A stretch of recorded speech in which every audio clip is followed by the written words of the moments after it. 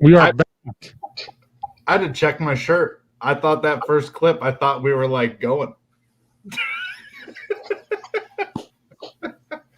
I made I that was for like, wait a minute, that ain't me. This is an imposter. It's the robot. I made that for two reasons. One, to piss you guys off. Two, it was a good idea at the time. And then when YouTube doesn't allow me to download my own videos, there's a scam. Or when it says like 16, it told me 16 hours to download this video. And I was like, nope. It doesn't help that our podcasts are like 4 hours long normally. I even picked the short one. So I think YouTube is just like, nope. You said some really bad things on your dong mask. That's the one I couldn't download. It literally said 16. I tried. Damn. You need to make a GIF of me with that on and just spin around like, when Dwight Schrute was impersonating everybody in the office and he was like spinning around. Like I need to do that and we just get one of those pendulum swinging. Just a montage like you doing that, Brad with a hat, me and a different thing, then you back with the Brad with his tinfoil hat holding an Adidas basketball. There you go. Yeah. No, I need that shitty basketball they play with at Wisconsin that no other school played with. The rock ball? Yeah. Wisconsin's a bigger media market than Denver, just so you know. Reason I have headphones in. Yeah. Well, that's why I can say this. All right, this is a Slapdick podcast brought to you by. We're starting off hot. We're rusty. We're a bit rusty.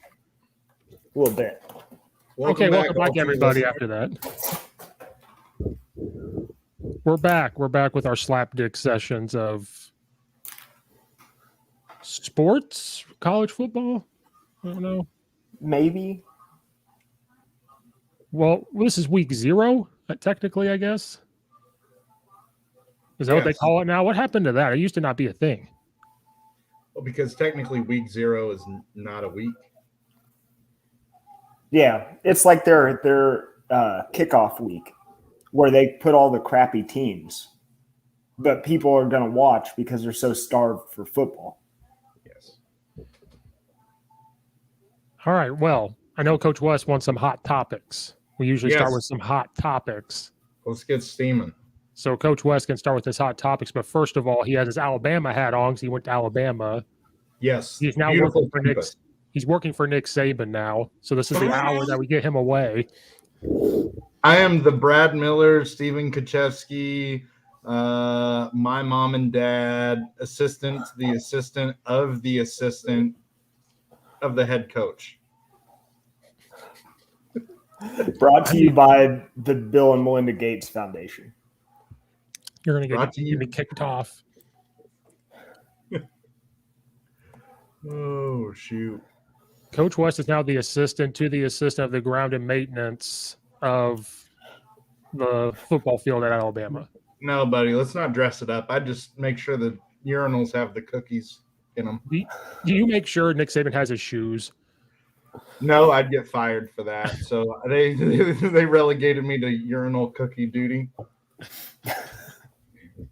I will say this. So when we went there, which by the way, you guys have to go there one time and you'll realize how shitty of a campus the U of I is. Like there's not a blade of grass out of place on the Alabama campus.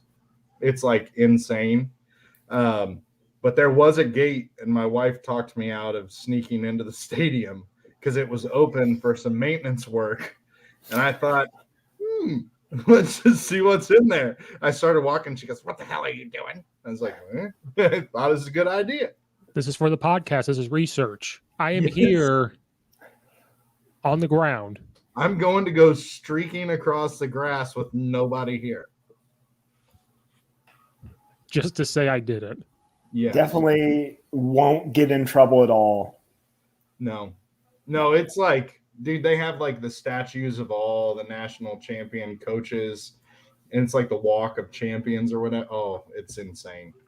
Then their little like museum that they have, like they're running out of room for all their bowl trophies. So like they have this big, huge museum.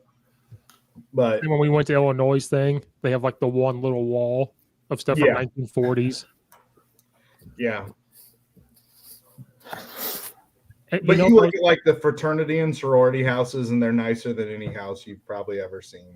Like Illinois is like, well, Hey. this fraternity. we got our fan back. Yes. Get that man a t-shirt. Freaking like they have parking garages in the middle of their fraternities and sorority houses, and then they have like gated security. They don't let you go down those roads. Really? Yeah, it's a pretty swanky place. Damn. Yeah. Then you go to the U of I, it's like, oh, the gate's open. I'll just walk in and say hello. And they're like, Like, hey, how's it going? Well, the rugby house had too many underage drinking parties, so it's for sale. Oh. I remember one of my friends actually like lived there. Like it truly was for sale. They lived on campus. Oh, really? Yeah. Like 9 bedrooms. They were Damn. I remember SIU's rugby house. And like you'd walk in there and the floors like literally just had a puddle of beer wherever you were at. Probably Like too. You were constantly walking through about this much stale beer on the floor. I have a story about EIU's rugby house, but that cannot be recorded. Fair enough. And I did all right, nothing so wrong. What's our first hot topic, Steve? What are you gonna bring up that I'm going to? It's not my hot topic. It's your hot topic. But I mean, Mitch Trubisky just showed up to Chicago and said, "This is my city.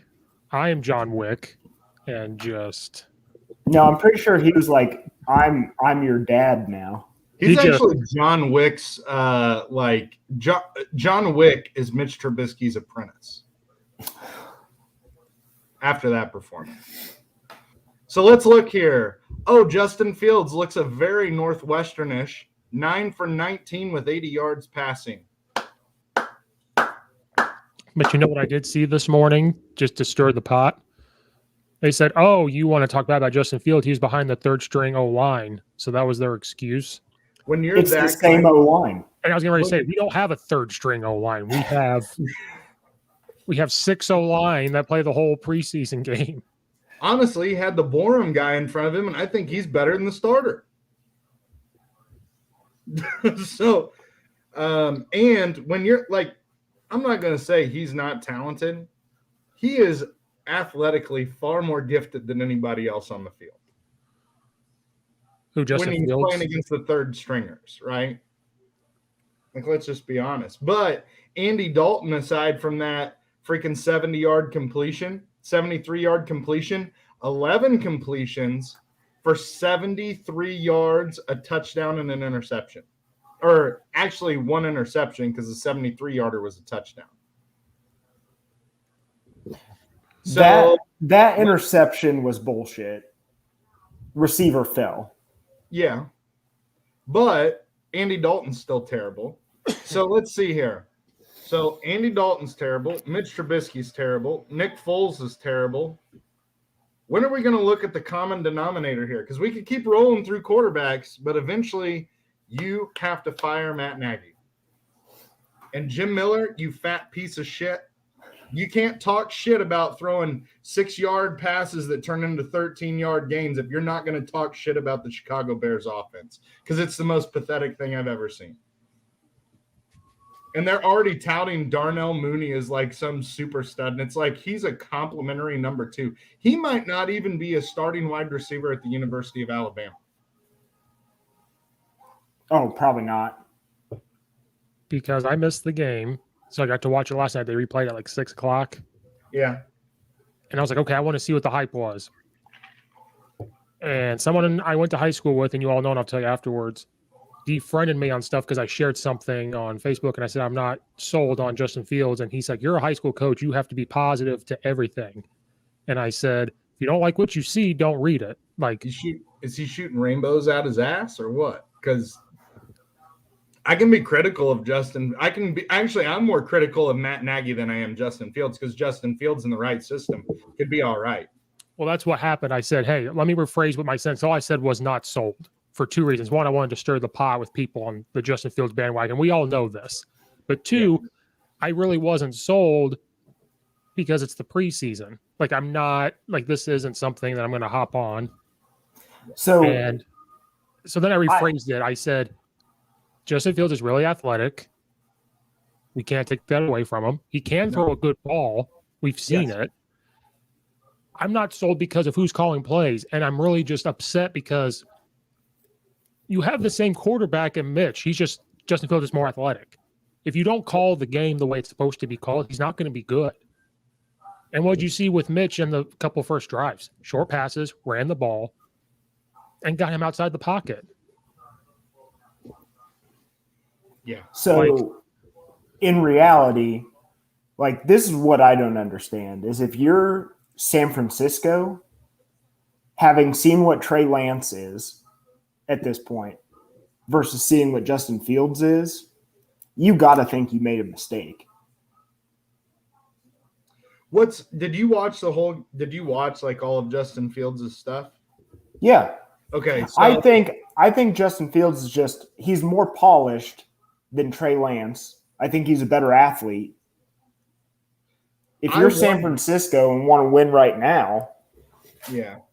You know, Chicago, doing? though, they have a thing with drafting injured people. And after he took that second sack, started favoring that hip all over again. And that happened in practice. You see the video last week? No. He got hit or something, and he was like hobbling off, and they said get out, and he wouldn't get out. So he like told the coaches, no, F you, I'm going back in. And his hip started to hurt again because he almost didn't play. See, I'm wondering if there is more there, because let's go ahead and be honest here now. The whole Bears medical staff just needs fucking fired. They have a consortium where they get with like 8 teams. You can't spend first and second round picks on dudes that are going to need back surgery. Hate to tell you that. They ain't going to last that long in the NFL.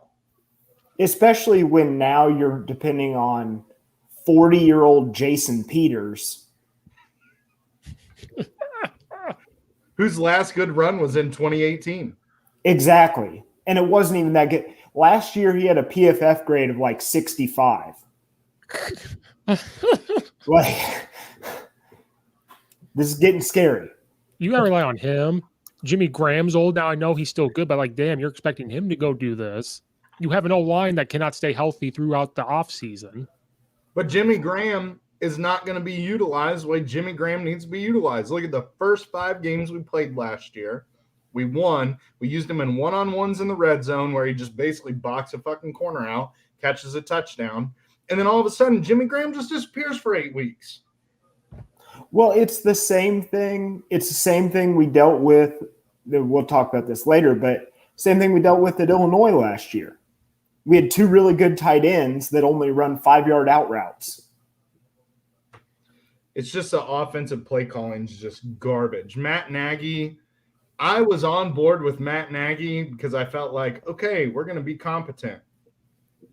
And then that 1 year is turned me into 3 years, which is going on a 3rd year of bullshit.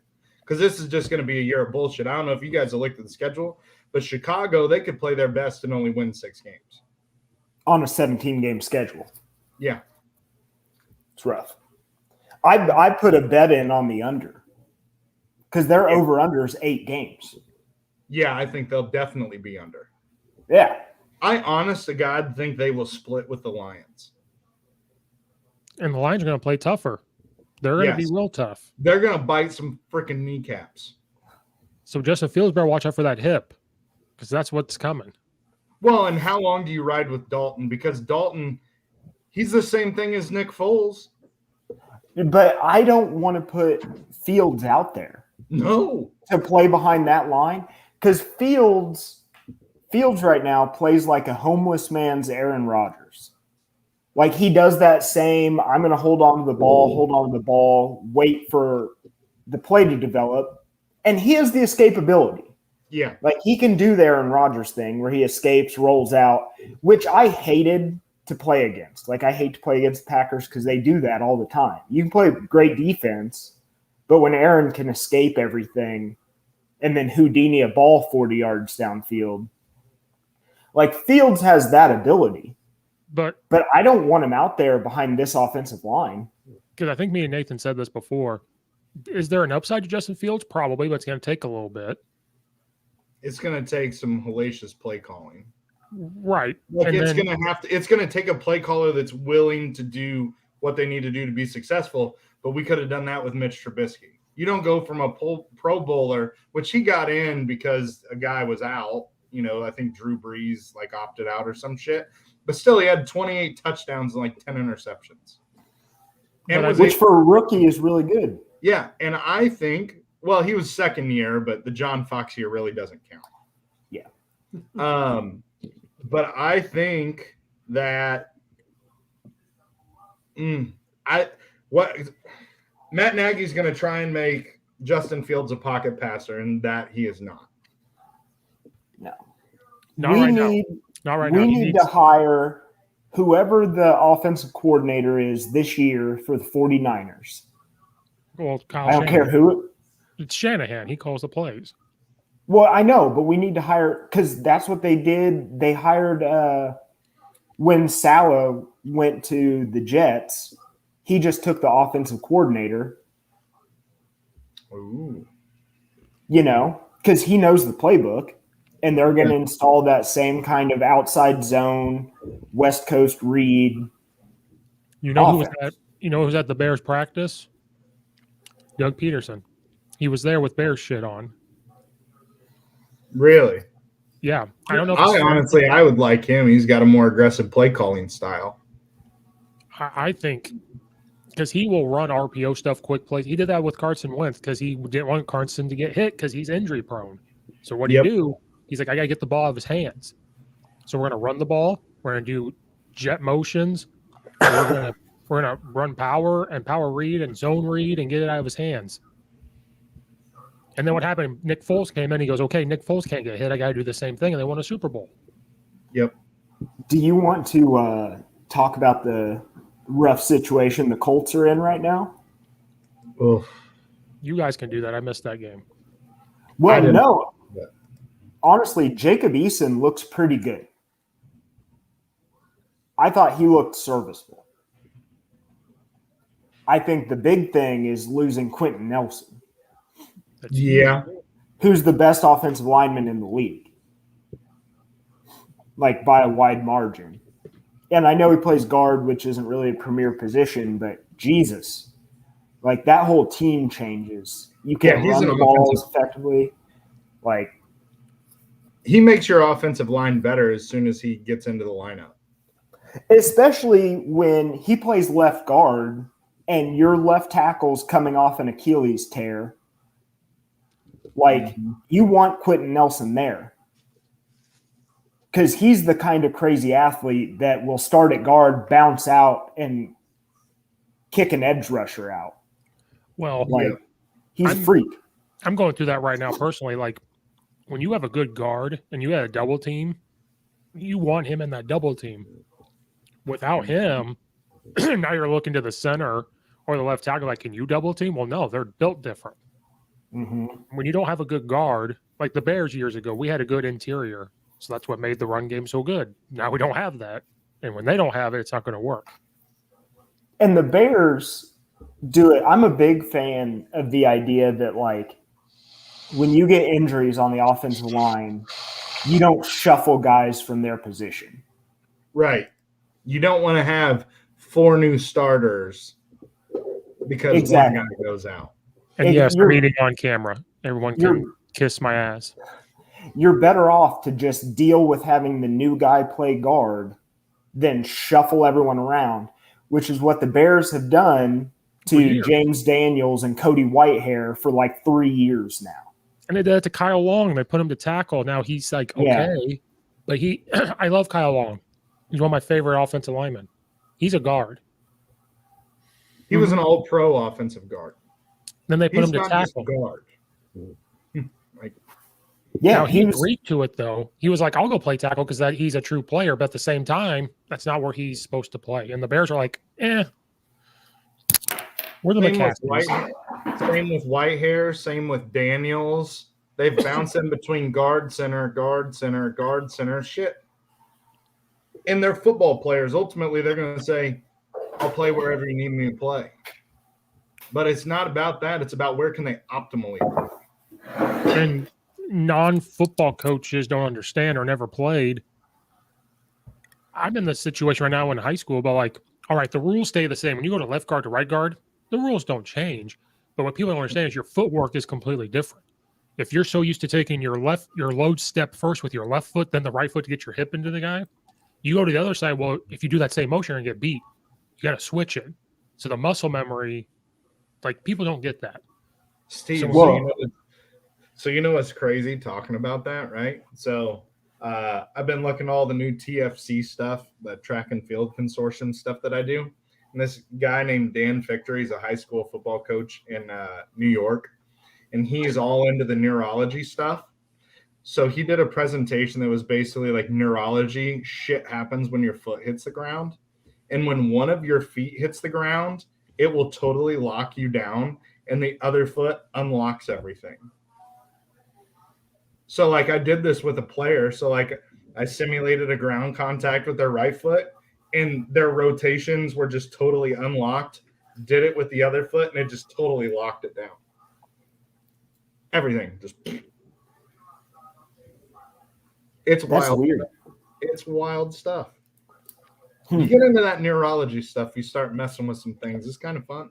So are you saying I'm smart or dumb right now? I'm saying that you could possibly think like you want that guy to be able to rotate to the best as possible. So whatever foot he's stepping with, you probably wanted to step with the one that unlocks his body. Mm-hmm. So when I'm trying to block a guy near me, I load step with the opposite foot to unlock to flip my hip into him. Yes, and then lock it down and get him moving. So I'm doing something right. See?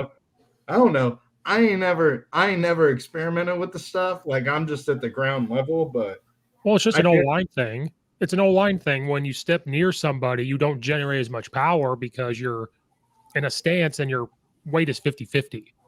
Yeah. When you pick that foot up and plant it down, and I use the term drive. All of our weight's on that foot right now. We're going to drive and force that into the next guy. Mm-hmm. But what's hard about it is your opposite. Because when you got guys to your right, you're going to think step with your right foot. Just a natural thing. You want to step with the opposite foot straight forward and drive. Mm-hmm. In any sport, you have to generate power with your feet and your hips. Yeah. See, I know 10% of what you're talking about. I know 10% of the 20% of what you know. 60 works every time. Yes. No, so this is off subject, but I was just in Ireland and we rented a car, drove around Ireland. I don't know if you've ever driven on the wrong side of the road, but like you don't realize how much driving is mindless, you know? So we like get in the airport. All they had was stick shift cars. That's all they do in Ireland. It's diesel fuel and stick shift. Yeah. So it's a stick shift.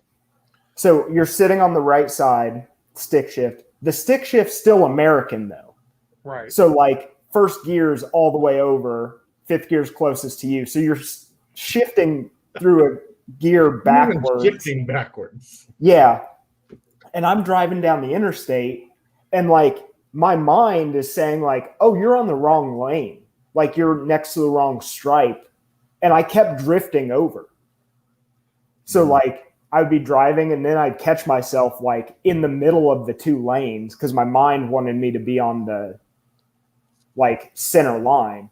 It was the weirdest experience. And aren't those roads, they're like a car width.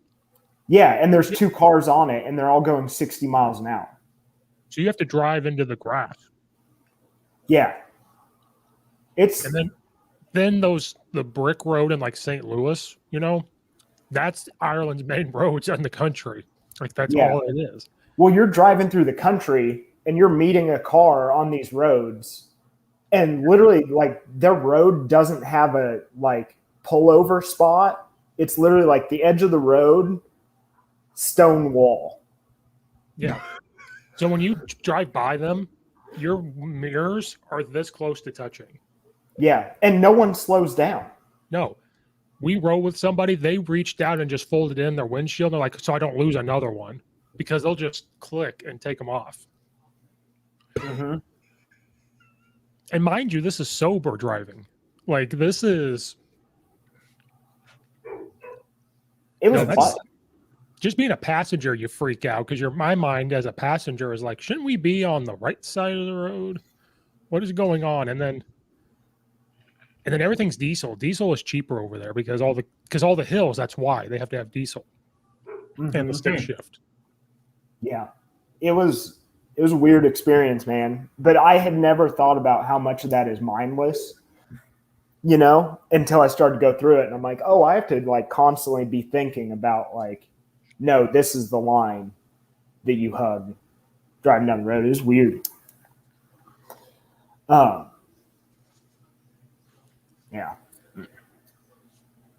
Fun trip. Will not drive over there again. Did that stress you out?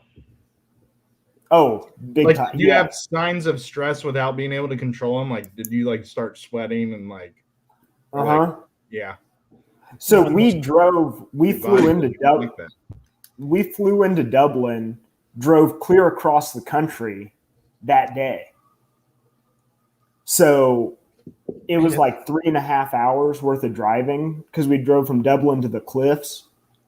Oh, the cliffs of More. Yeah, we've been there. There's a golf course over there that Tiger Woods won on before. Yeah. And by the time I got there, like my entire shirt was drenched. Yep. Like, it was weird. I hadn't sweated that much in forever. Your body was in panic mode for 3.5 hours. You know what's crazy? Ireland's smaller than Illinois, so from top to bottom, you've driven not even Illinois length. Mm-hmm. And then it only rained once. It was there for a week. When I was there, it rained so much that we couldn't even get into Dublin because the roads were like 10 feet of water. Mm-hmm. Yeah. But isn't there 3 shades of green, Brad? Like, everything's different green. Uh-huh. It's crazy. Yeah, there's nothing's, it's all one like color palette. Just everything there is green. And then everything you buy, when you see a price, that's the price. There's no, that's with tax or whatever it is. So like, oh, a candy bar is $2.89. You're thinking, okay, well, that's a weird price. No, that's the price. That's kind of nice though. Yeah, you know exactly what you're paying. So when McDonald's says dollar menu and it's like $1.48, and you're like, what the hell is going on? A coffee at McDonald's there is €2. Yeah. Which is like $2.75 here. Yeah. So their McDonald's is like their Starbucks. Yeah, they have bougie McDonald's. And you know what else is good over there, surprisingly, is their Subway. Very weird. Didn't go. Why would you go to a Subway when you're in Ireland? Because it was 5 a.m. off the airplane. It was the only thing open. Steve. Oh, okay. You want to hear the sketchiest thing that happened while we were on this trip? Yes. This is brought to you by Rocket Ship Mortgage, Michigan State Spartans. So they told us before the trip, they're like, every time you get on a plane, you have to get tested. Which makes sense, whatever. So we went from Chicago to Zurich to Lisbon, Portugal to Ireland back to Portugal to Germany back to Chicago. Okay. We never had to be tested except for when we flew back into Portugal. They stopped us at the gate and they're like, we don't accept US vaccines. And I looked at them and I was like, you did 4 days ago when I was here. And they're like, oh, no, you got to get tested and you're going to need a PCR test to get back into the US. So it's 10 o'clock at night. Had to spend 150 euros, 160 euros, I don't remember, to get 2 tests. And then I get back in line to get into Portugal, and they didn't even ask for the results. They just stamp my passport. Let me in. Did Ashton Kutcher hop out and say you've been punked? But we're keeping your money? Yeah. Yeah. You traveled at a weird time. That was when Ireland was about to shut down. That's when Europe was about to shut down. Yeah. It Christine's was. dad's there right now. Really? Mm-hmm. Yeah. Ireland's having a rough time, but it's like their government didn't help any businesses when they shut down. So, like in Dublin, like 60% of the storefronts are just shut down. Because they paid people. The government sent people money while they were home. So, like here, Like to stay home. Right. That's what happened. But their hospitals are way smaller than us. So, like if 20 people test positive, they go, hold on. Just stop. Everyone stop what you're doing.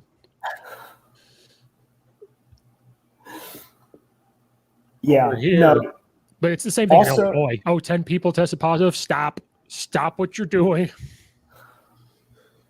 Well, I don't know. Nathan on that one. Nathan's face is telling me everything I need to know. Like our VA is full right now. Well, damn it. I'm in the Yeah. lowest percentage in Illinois right now. Is that off just because you have recording. shitty hospitals? No, there's not a high transmission rate. Oh, Off air, I'll tell you what everyone up here thinks about Southern Illinois. That's because you guys are wearing those masks on your guys' buttholes because COVID can be passed through flatulence. I walked It's to true. Meyer. There's a sign that says we encourage masks, and I threw away my mask. I was like, okay. And I walk in, and I'm like, nah, Steve, you are such a rebel. such a rebel. I won't. Off-air topic. Okay, can we get back on Yeah, topic? so because like the COVID thing, it just pisses me off. Yeah, we don't need to talk about COVID. Oh, but real quick, my smell is stronger than ever now. Good. See, it enhanced you. You're like a superhero. So Yeah. right by the high school is where they make Clyde's donuts. Oh my god, my smell is so good now. I'm like, what the hell is that? Steve's gonna give up his job and become a drug sniffing dog. Steve's a German Shepherd now. Like on Family Guy where he does He's that. a and he's a addicted to bloodhound. Screw that Yeah. German Shepherd shit. He is a bloodhound. when Brian gets addicted to cocaine from doing that. All right, is that enough hot topic with the Bears? Yeah, I mean, we got to get rid of Matt Nagy. Let's just be honest. He ain't an offensive guru. They were 0 for 14 on third down, or 0 for 11. Sorry, still 0 for, right? 0% third down efficiency. 1 for 4 on fourth down. They only had 14 first downs in the game. Oh, before we move on, I think it was you, Nathan, that commented on Twitter. Somebody said I would run into a wall for Matt Nagy. I'm like, that's not what happened when he called out the team last year. Yeah, I didn't see that, but I would have made a comment on that. Or So something like Matt Nagy put something up, and they were like, "Oh, this is a coach you want to play for." Like when he challenges you, I'm like, he did. Oh, He tried that. I think it was sarcasm because it was so bland. Did you actually watch the video? No, I can't watch him because he doesn't. Nothing. He doesn't Yeah, motivate me No, at it all. was this thing about Ante Tunkapunko or whatever the hell his name is. Antetokounmpo. Yeah, that guy. So he had this thing about being a professional and like being good or whatever, right? And like basically, Matt, yes. Send him a shirt too if he gets me the EIU games. Yeah, He's got NIL money, bud. yeah. He better send me money. You pay me to watch my stuff. So he what the hell were we? Oh yeah, so he like reads this quote or plays this video from Giannis, and then he sits there and he goes, "Yeah, that's what we got to do. We got to be better professionals." That was it. That was what it is. And I was like, this has to be sarcastic because you can't tell me that this was like a real thing. It was Giannis getting interviewed after a game. And then like it was just him being honest because that's just what he does. And then Nagy goes, "See, this is what we got to do, guys." So you see what he said? We have to copy that. Dude, I love the one guy that keeps putting up the hashtag the BU Clown Show. I love that. When it was in his wall in that draft day, I was like, oh my God. Yeah. If you had to pick one to fire, though, because I don't think they're going to fire both of them, would you rather fire the head coach or the GM?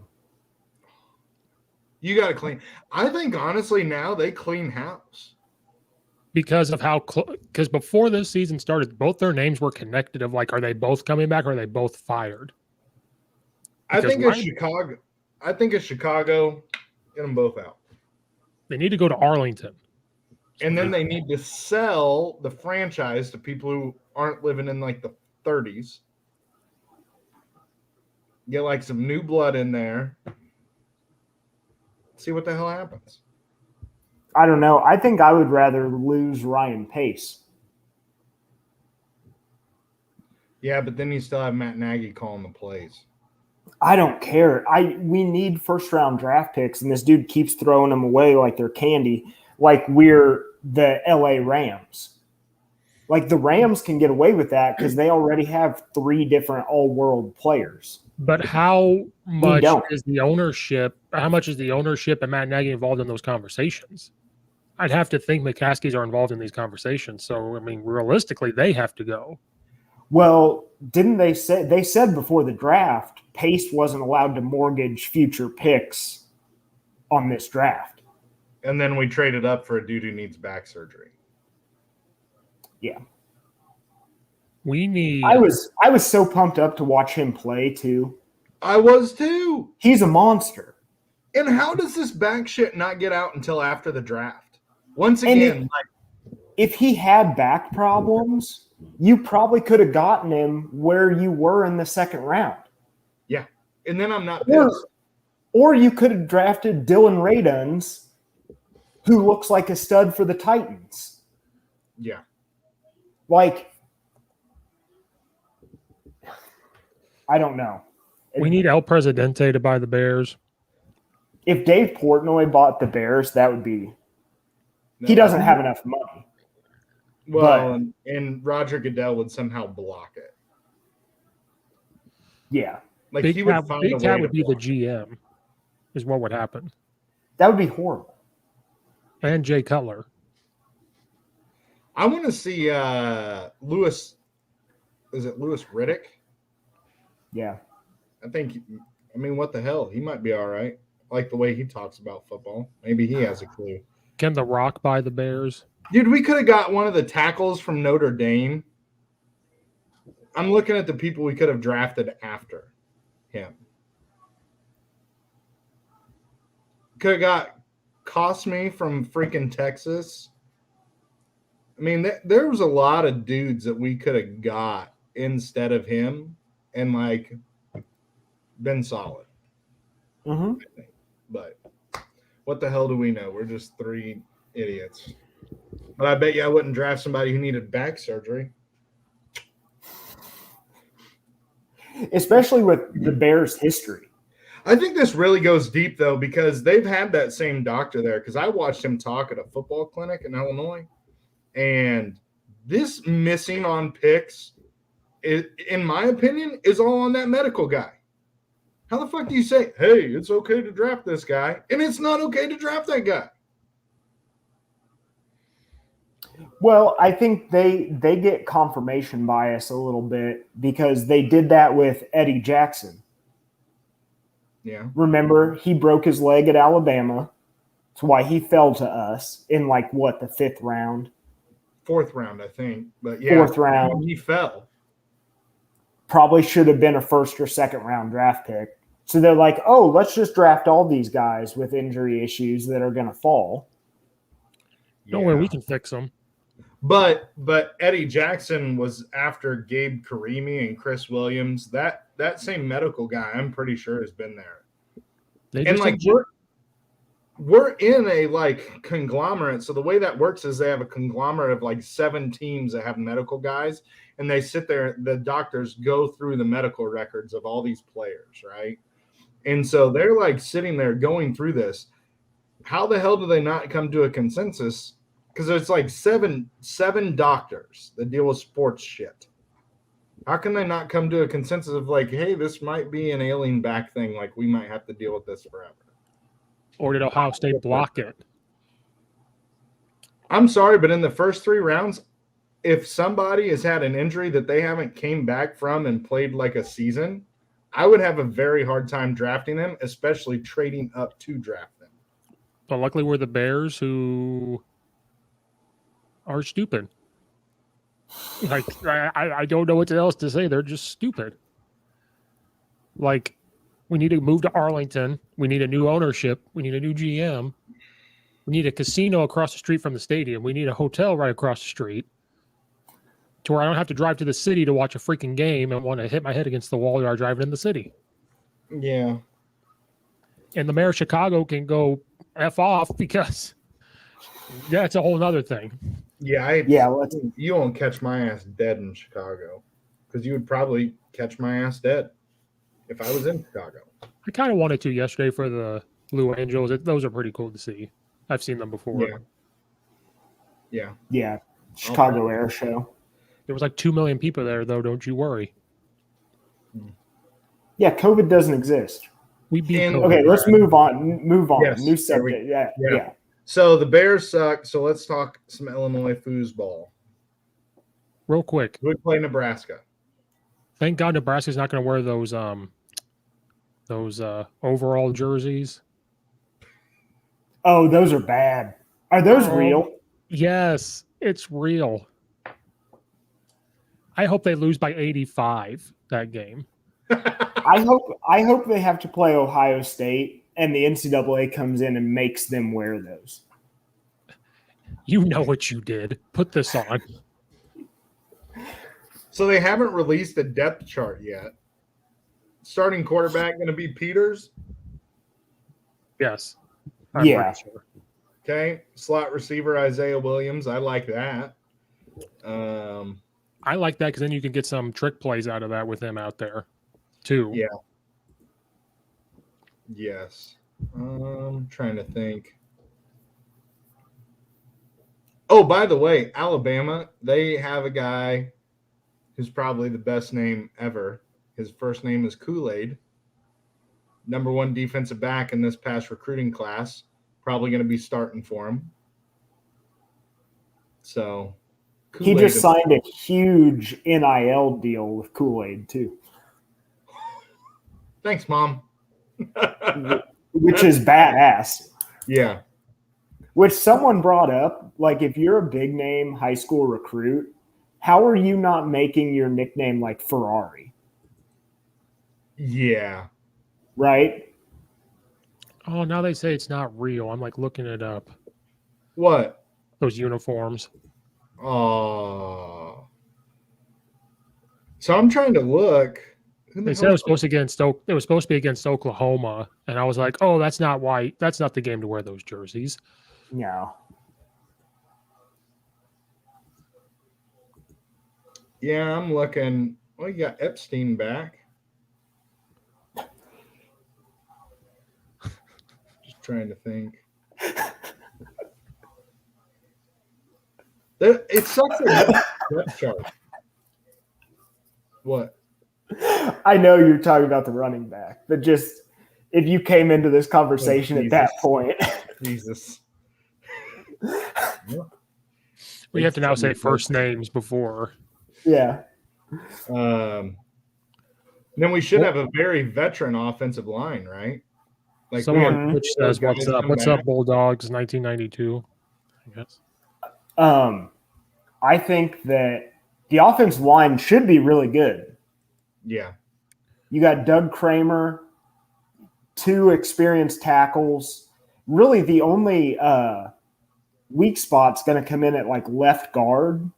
Which is where we're replacing Kendrick Green. Yeah, but they brought in, through the transfers, a FCS All-American.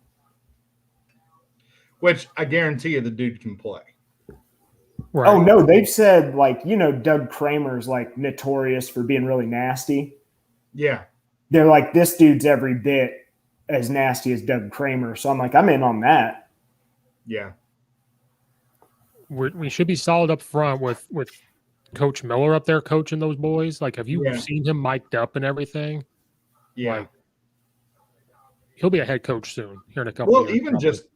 even just getting to talk to him that one time, Steve, that was pretty wild. And I mean, he just has like that imposing, like, this is what we do.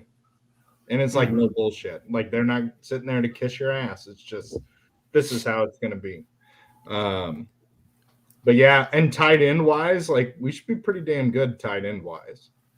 And it's going to be in an offense that will utilize tight ends. Yes. Because you got Barker and Luke Ford.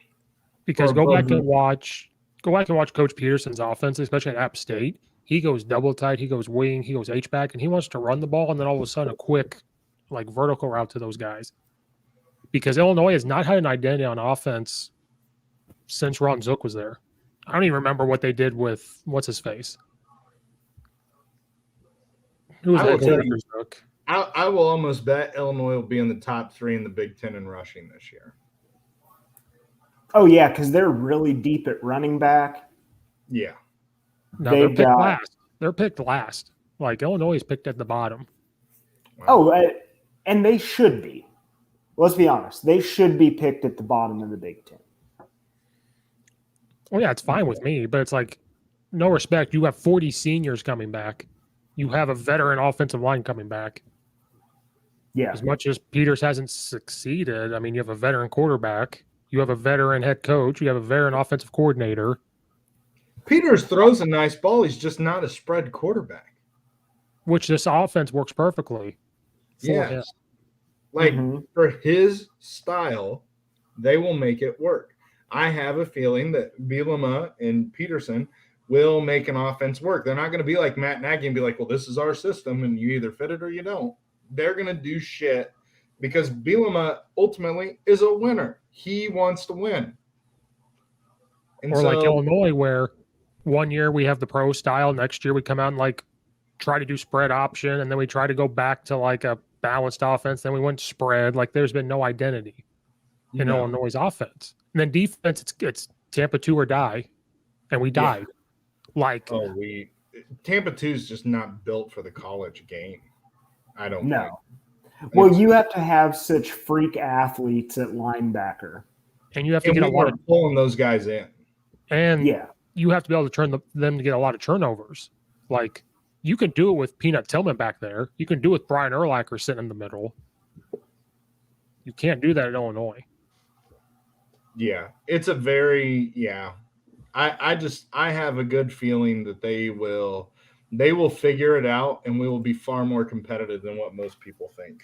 I don't know what that number is, but let's look at their schedule here. Let's see what we got. Defensively, I'm excited to see them play. When you've got Brent Bielema and them doing defense, and they've already said we are going to be a multiple defense because that's just who we are. Because from everything I've heard, and again, I'm not on Twitter anymore, so I'm not in on everything. You're still banned. Still banned.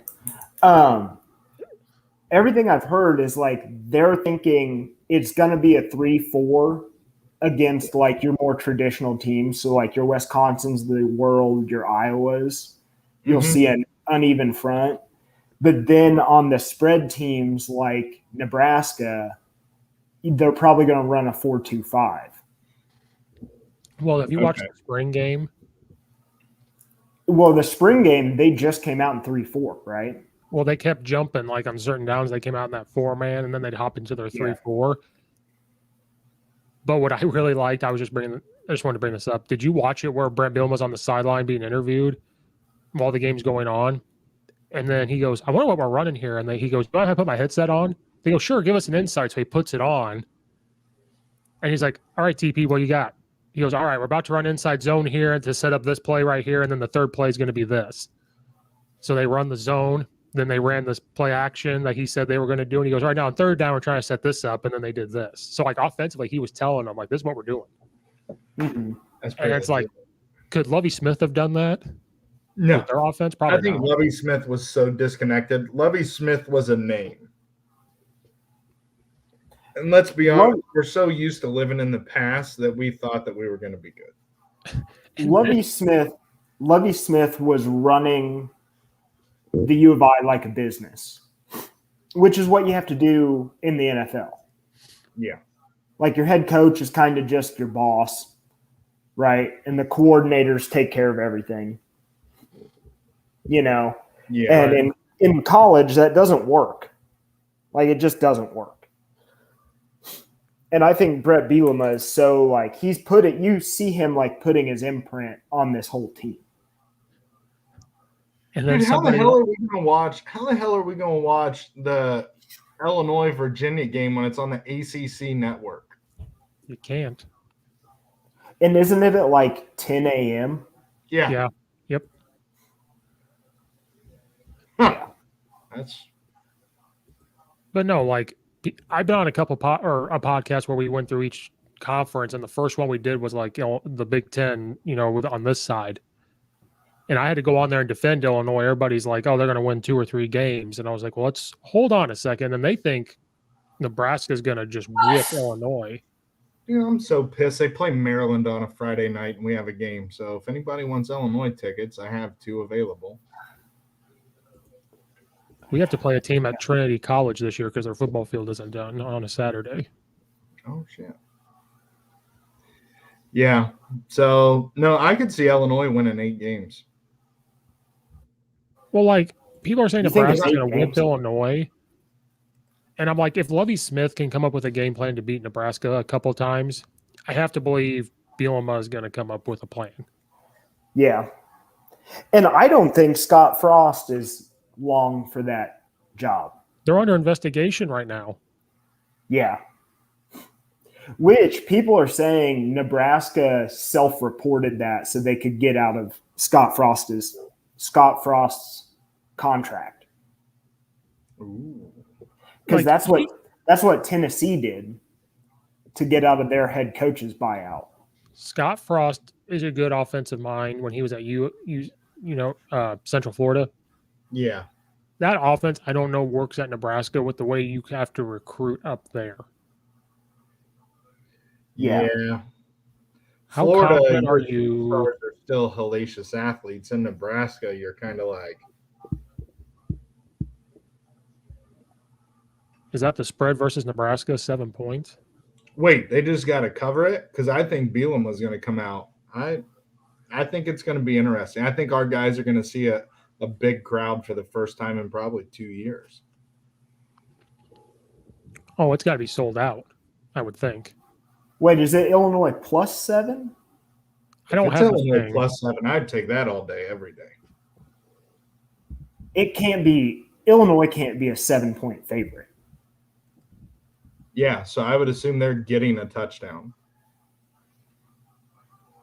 Because, let me see here.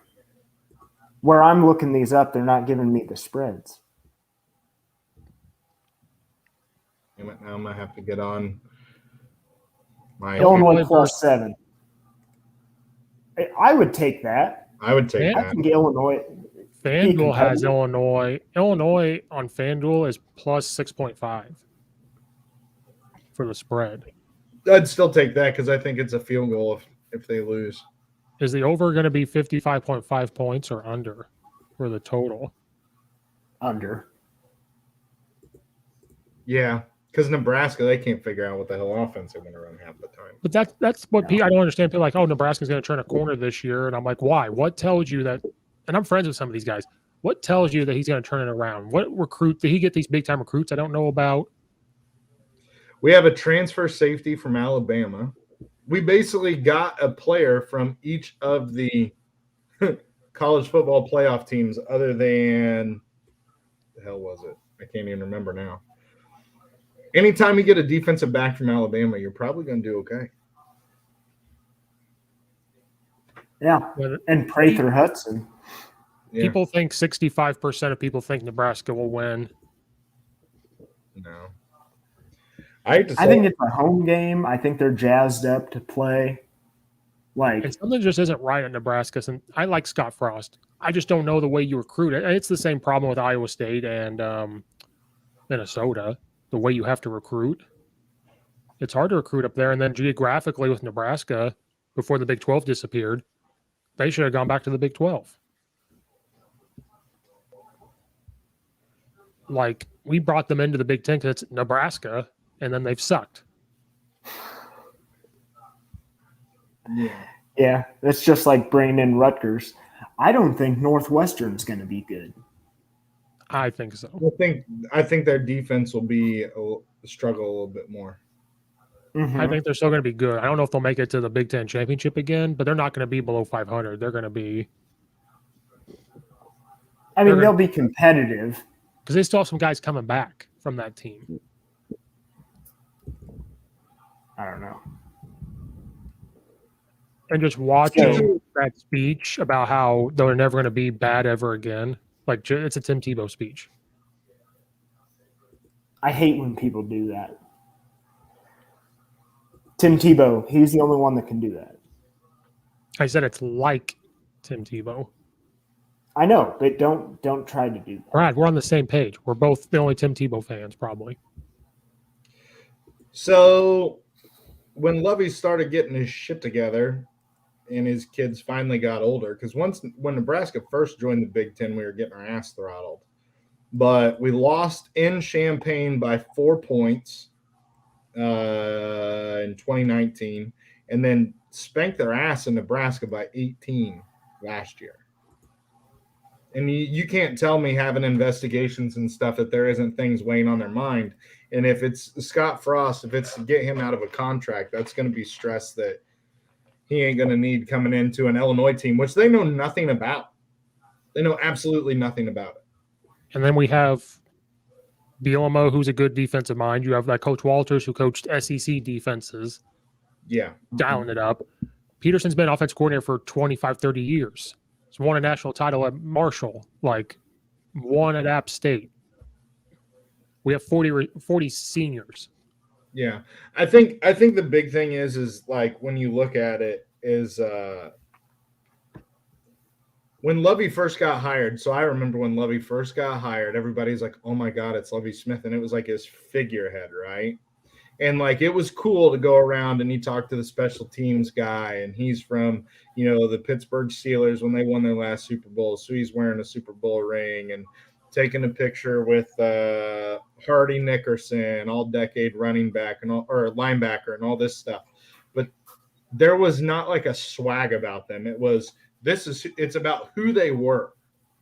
And I think Bielema, those guys have a swag about them, and it's just kind of hard to explain. But they just have like this kind of swagger, like they're bought into the University of Illinois more than they are themselves. And I don't think that was the way it was with like Lovey and his namesake. Because let's be honest, Lovey, I lose my Illinois job, I can just go coach in the NFL at some whatever. You know what I mean? Mm-hmm. I think Bielema, they are all bought into one entity, and that's how they view it, as opposed to all of these separate figureheads that sound good, but don't necessarily get the job done. I think you haven't seen this level of like swagger from a coaching staff really since Ron Zook was there. Yeah. Which is weird to say that Ron Zook had swagger, but he did. He did. And we at least knew we'd be competitive. Exactly.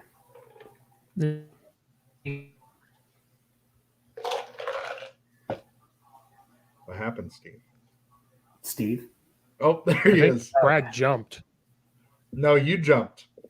I blame Brad. Yeah. Brad jumped. Okay, yeah. Boxed right now. Blame me. Well, because you think Denver's a media market. That's why I'm blaming. I don't think that.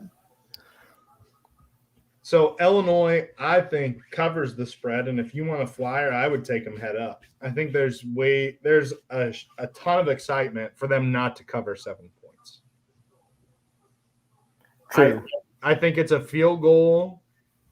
If Illinois wins, it'll be like a 2-touchdown game. Like they're going to have that swag and they're going to like carry it in and they'll have the ball rolling. If they lose, I think they lose on like a last-second field goal. Yeah, I see the winner winning by 7 or 10 points, like at the most. It's going to be back and forth. But I would take Illinois +7. Illinois could win between 6 and 9 games this year. Yes. Where are you seeing 9 games? I'm talking about the most. Like if they could get it rolling. I mean, they can beat Nebraska. They can beat UTSA, even though they're good. Virginia's going to be a toss-up because Virginia's getting better. They have a good O-line coach. They have a good offense coordinator. Maryland, even though I like their staff, Maryland just hasn't got it rolling. I know what's his brother's quarterback, but still they didn't impress me that much. Yeah, Tagovailoa's They had brothers they had there. issues. They can beat Purdue. They can beat Charlotte. They can beat Rutgers. I don't think Minnesota's going to be good this year. I think Wisconsin will be interesting. That's a homecoming game, dude. And if you don't think Coach Bielema don't want to show out. Yeah. I think that their recruiting this year has been impressive. We've won some battles. Battles that we're winning. Illinois doesn't win. Yeah. Recruiting battles. We've won a couple.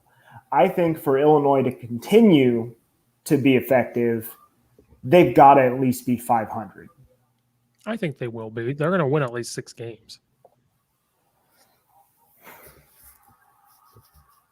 I don't know. It depends on. It all depends one on of those. Go ahead. One of those gimmies, we're going to lose. Oh no, we have to show up and play. Illinois is that team that cannot come in and make a bunch of mistakes. Like they just can't. And with the staff coaching them, I don't think we will, but we have to not make mistakes. Now, It all depends on if Rutgers got better and if Minnesota got better. PJ Fleck's a good CEO. He's a good motivator. It is tough to recruit there. When you get whipped by Michigan last year after your amazing year, and then you come in and Michigan whips you. Yeah. And then Illinois goes and beats you. I have to think if Illinois did it with Lovie Smith's staff, Bielema could do it with this staff. You guys realize we haven't beat Iowa but once since 2003? I think Iowa's going to compete with Ohio State to win the Big Ten. They're going to be good this year. Oh, and it's at Iowa. Iowa's going to be good this year. We don't win that game. No. Chalk that up to a loss. At Minnesota, though, I feel okay about that. And then they've got Penn State ranked 17th in the nation or something, so they're high on Penn State. But that's off of previous – they had Saquon Barkley a few years ago, and they think that they've done something, but they haven't really done much since.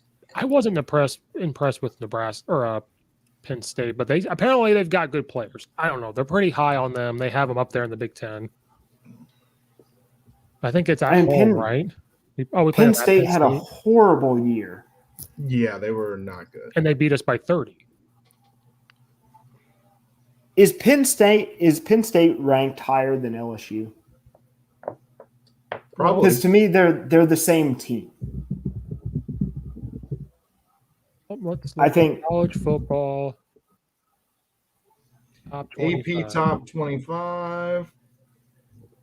LSU is 16. Penn State is 19. Yeah, see that seems appropriate. I think LSU has a better year than Penn State. Iowa State is 5th.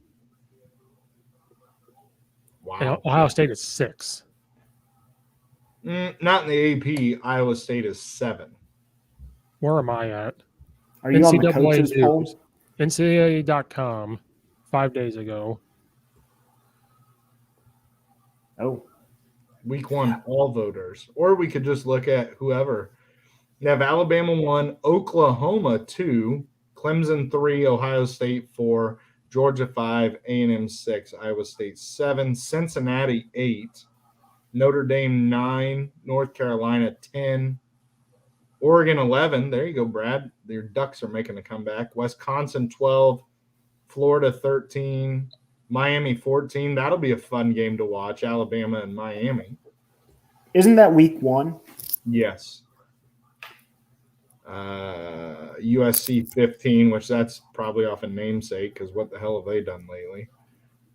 LSU 16, which they were young last year, and if they don't throw a shoe, they beat Florida.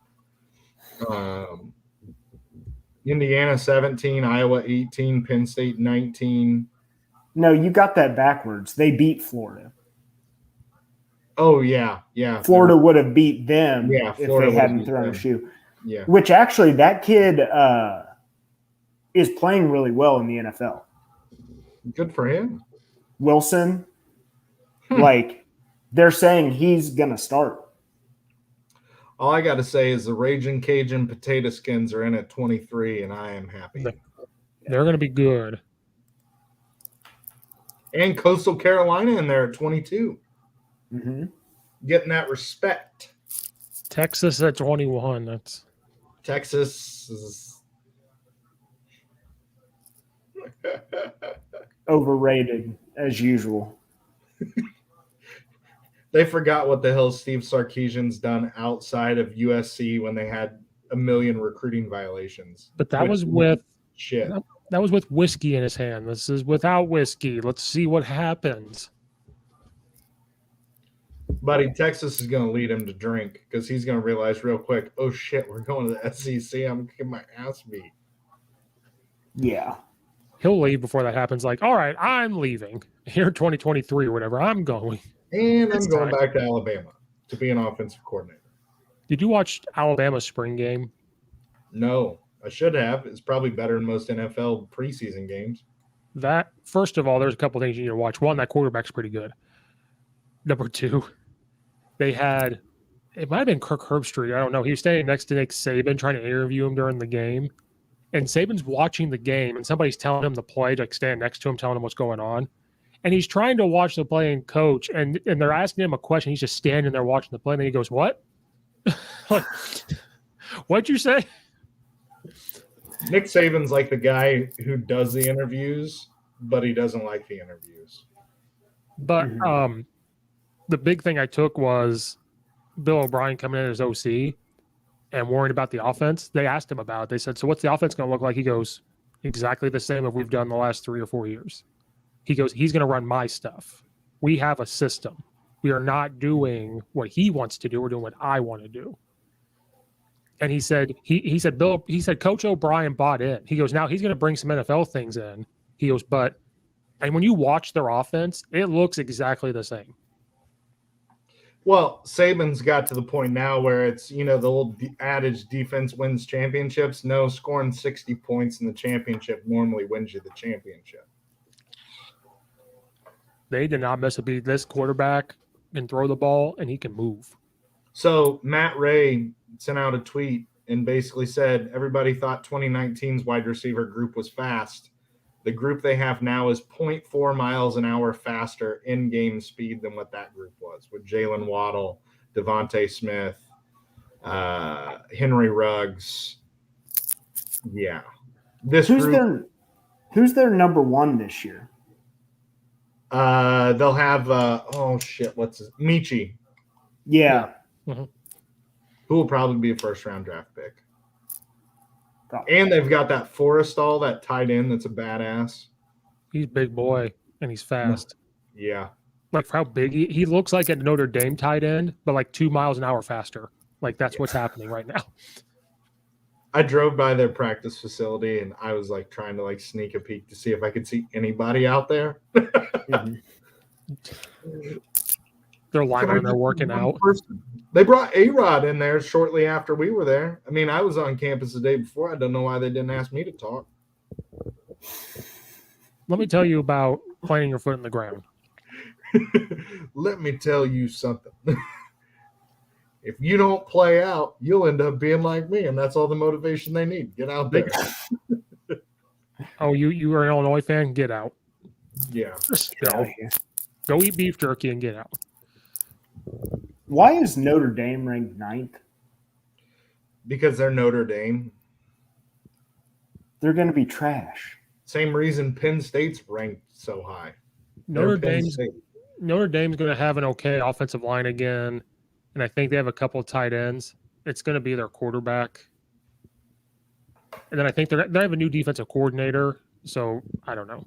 It's not going Let's to be. ask this question. Here's this question. Does anybody outside of the top 7 make it into the championship game or into the playoff?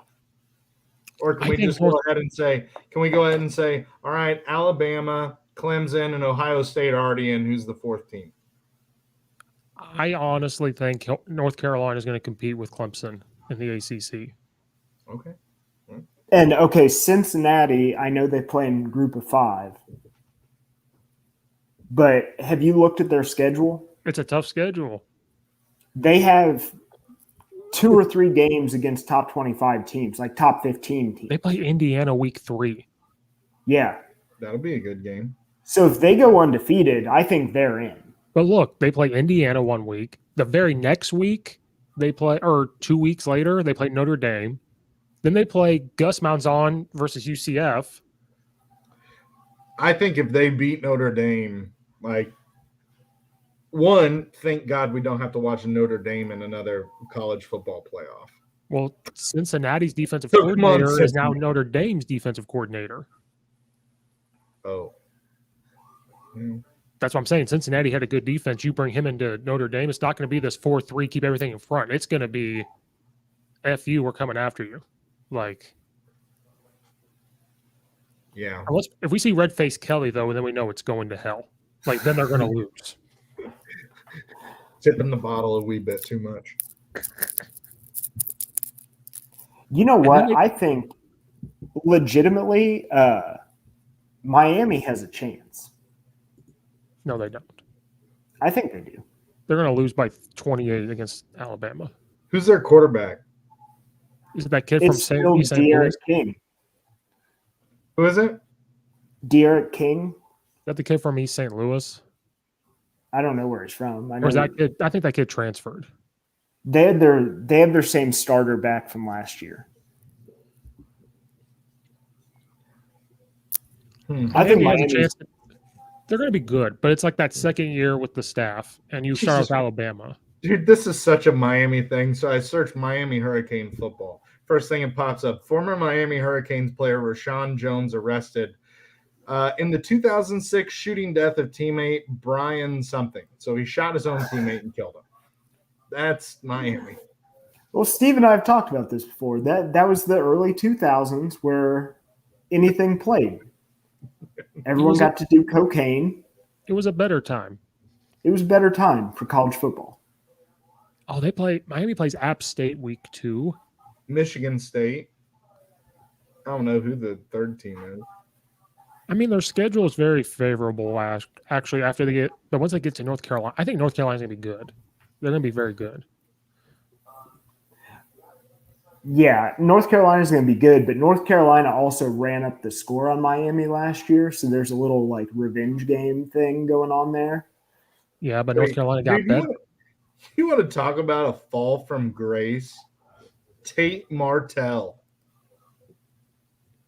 Remember him from QB1? Uh-huh.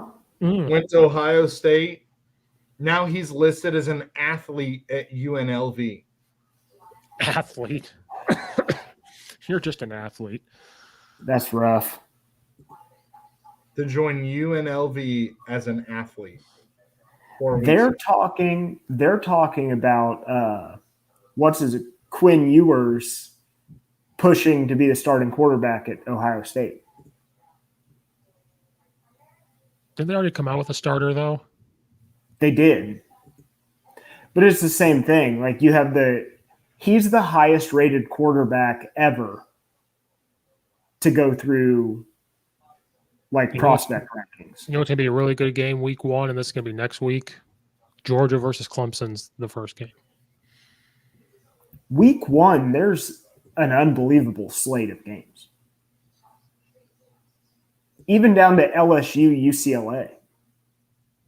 Well, wait, who does Mississippi State play? That's all I care about. My God. They probably don't even play week 1. Louisiana Tech, that's going to be a tough one.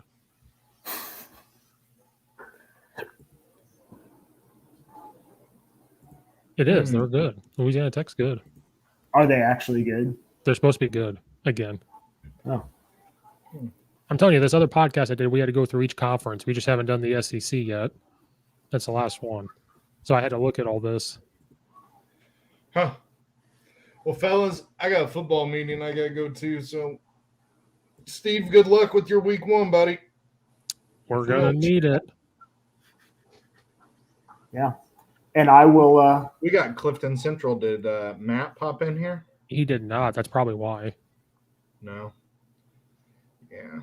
That's all right. He likes Michigan, so we'll keep those people out of here. Yeah.